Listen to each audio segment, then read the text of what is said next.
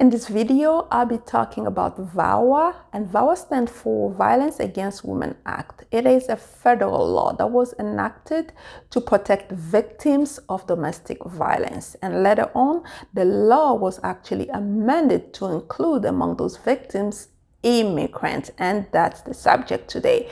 How can an immigrant actually self-petition to get her or his green card using VAWA?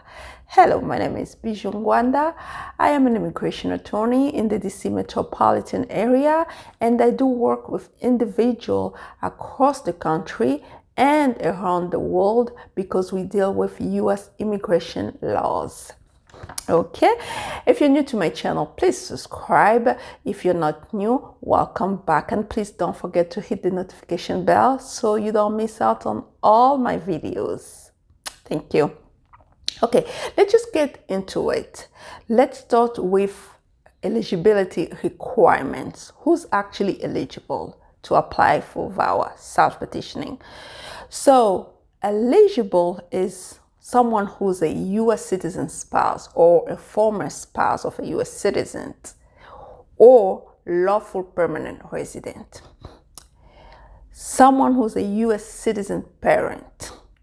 Someone who's a U.S. citizen son or daughter. By son or daughter, the law includes stepdaughter, stepson, adoptive daughter, adopted son, and your own biological daughter or son. And even if the law says that it's a Violence Against Women Act, the law does not discriminate based on gender. It applies both to male and female, okay? Just something to keep in mind. And when we talk about the children, so we talk about children under the age of 21. But there is an exception, of course, if a child past 21, like it says that the child has aged out, so the child can still apply self-petitioning as an adult, but before the child turn 25. And there is an exception that says that the delay in the application was caused by the abuse. So basically the abuse was at least the cause of the delay in the child applying prior to the child turning 21. So those are the eligibility requirements. And then now we talk about the criteria. So there are some elements that need to be proven in order for your application to be approved by the USCIS. And I'm going to go through those elements one by one. You need to bear with me, be patient, because I'll be going in detail, a little bit in detail, one by one, okay? So first of all, you need to prove that there is a qualifying abuser, meaning there is a U.S. citizen involved or a lawful permanent resident involved. And how do you prove it? For a citizen, you have to have like a U.S. passport, birth certificate, I-130 petition approval, or a notice for USCIS with a permanent with a registration number, such as a alien number, that's for green card holder. So basically something that shows that the person is qualified in order for you to apply for VAWA. And sometimes we have cases where the self-petitioner does not have all those elements. And how do you find those elements?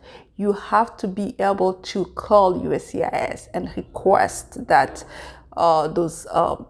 those requests of information so that you can get those elements. And sometimes you have to go through family court to get those elements because you are in an abusive situation, and then the abuser does not give a hand, does not let you get those proof. So you have to find the ways.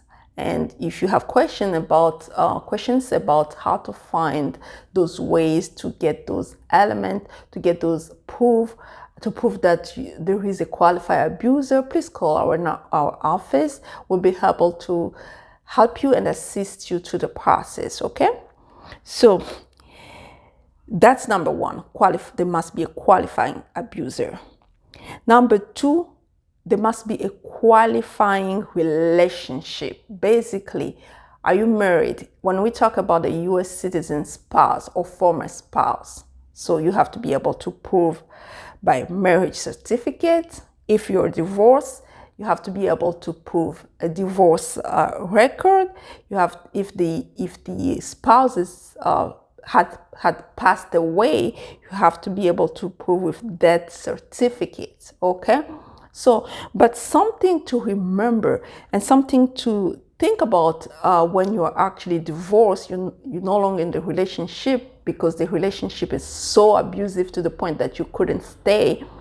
So you still qualify if you apply within 2 years of that divorce. Okay? So if you want to know if your specific facts apply to this element, qualifying relationship, please call our office. We will go into detail explaining to you if you qualify or not. Okay? So we talked about qualifying abuser. We talked about qualifying relationship. Now we have to talk about good faith marriage. Okay, so you have to be able to prove that you enter into that marriage in good faith. So basically, good faith is proven by showing the intent that you wanted to spend the rest of your life with the person that you married. Okay, but the person turns out to be an abuser, but you intend to stay in a relationship. So you can prove it with photographs of you getting married, testimonies of individuals that actually knew you guys together. You can prove it by ownership of joint interest in like property or anything that was common interest. So basically showing that marriage was entered in good faith. Even if you enter a marriage for economic reasons, it's still good faith because those reasons are valid. Economic reasons, stability, those reasons are valid. But just one thing to keep in mind, let's say there is a huge difference in age, that's something to look out because it might be considered as fraud if you, let's say you were 25 and marry somebody who's 65. So this is a huge difference, and that's something really we have to elaborate on and how you got into that type of marriage. Okay, and let's say you marry somebody who just turned to be your citizen, just like let's say you marry them, they became a U.S. citizen, let's say 2 weeks ago, and then you just marry them 2 weeks later. That's kind of tricky right there. So that might be considered fraud. But to know more, please call our office. We will be able to help you. Okay, going through the details of your specific facts. Okay, so the other element that you need to prove is battery or extreme cruelty. And we know battery is physical act that result into a harmful offensive contact with another person without their consent. Physical and offensive act. So basically, let's say the person was you were getting beaten by the person and you called the police. You went to a shelter, you call social services, you can prove battery with those records. We have to get those records that you want to call the police, you did that, you went to a shelter, you left the house, all those records has to be there so we can be able to prove battery. But there is another element that if you're not able to prove battery, you can prove extreme cruelty. And that's really, the standard is really low to prove those elements because the standard is only credible evidence. Those evidence has to be credible. Let's say you were in a situation where the husband was degrading you, humiliating you, doesn't want you to work, doesn't want you to do anything. So basically, economic abuse can be considered as extreme cruelty. Degrading, humiliation can be considered as extreme cruelty. And let's say you did not call any social worker, you didn't talk about it.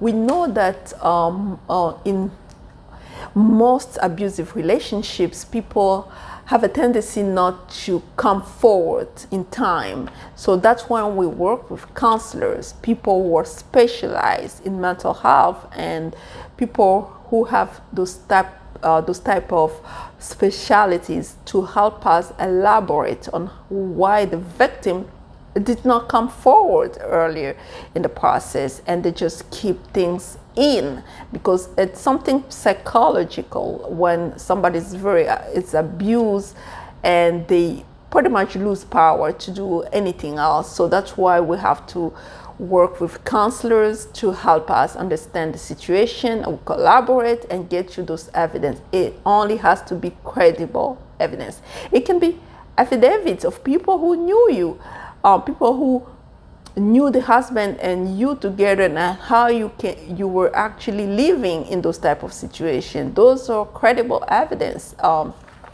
taking under oath, of course. So that has to be proven. And after battery or extreme cruelty, you have to be able to prove residency with the abuser, that you actually live together. You don't have to live for a very long time, but something that you have to be able to prove that you live together. You can use your lease agreement, okay? You can, your utility bills, joint bank account, those records can be used, or testimony of the landlord who knew that those married couple were living together, okay?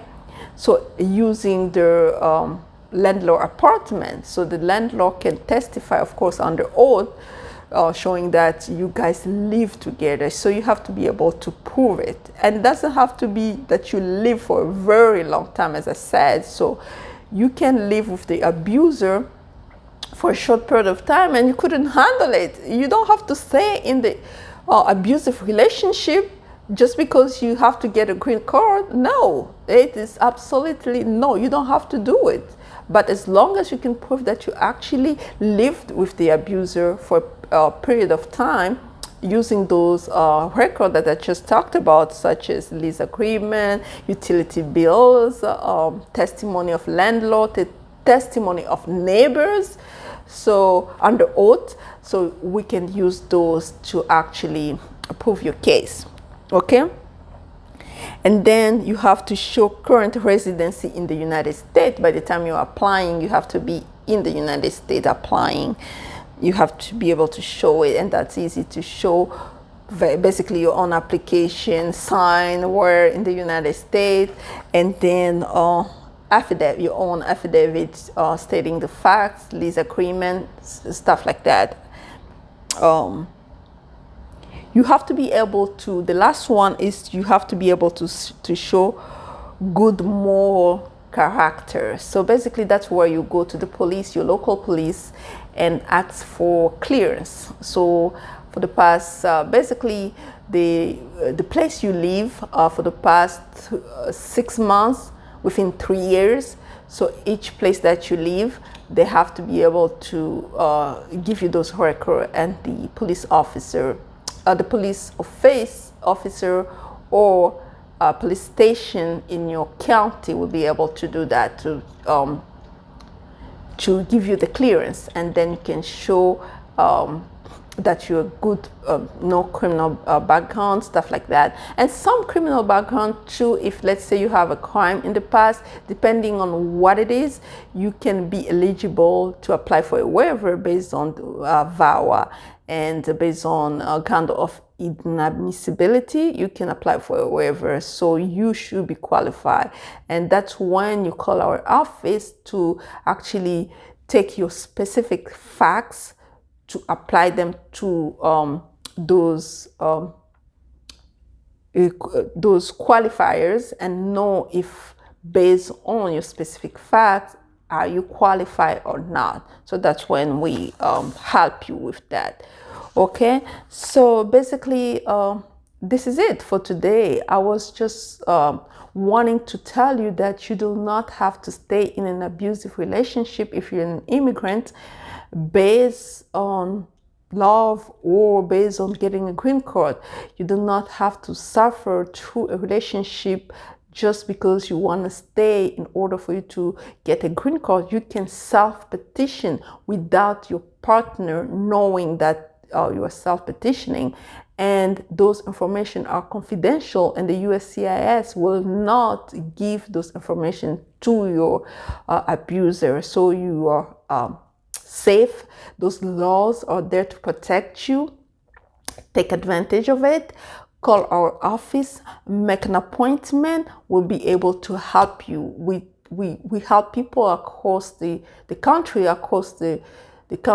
to get their green card through Vawa. So don't delay because there's only one life to live, and if you're not comfortable in the situation that you're in, please call our office. We'll be able to help you, and we will be able to just assist you along the way until you get situated. Okay, so that was it for today. Again, my name is Bijoux.ngwanda. I am an immigration attorney in the DC metropolitan area, and please subscribe, share, give us a thumbs up, okay, so that YouTube will be able to share this video all over the US so we can get those petition file and you can get your green card now. Thank you and have a great Sunday. Bye bye.